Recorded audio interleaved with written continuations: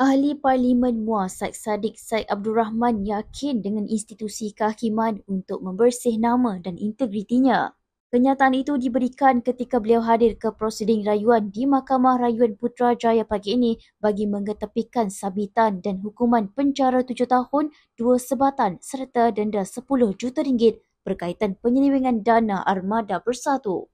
Saya tidak minta banyak, cuma untuk berdoa supaya keadilan dan kebenaran ditegakkan. Setelah sekian lama menunggu, menuntut keadilan dan kebenaran, alhamdulillah tibanya juga hari ini.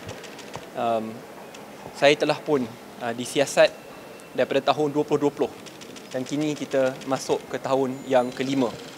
Saya berada di pintu Mahkamah Rayuan Persekutuan dengan penuh sifat bermuhasabah dan yakin untuk menuntut keadilan dan kebenaran.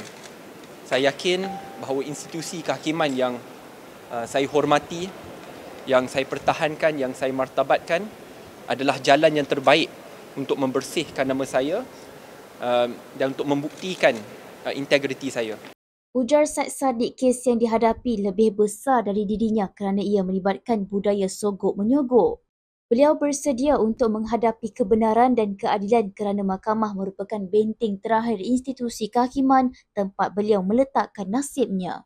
Said Saddiq, 33 tahun, mencipta sejarah sebagai wakil rakyat pertama dikenakan sebatan kerana melakukan kesalahan jenayah Kola Putih.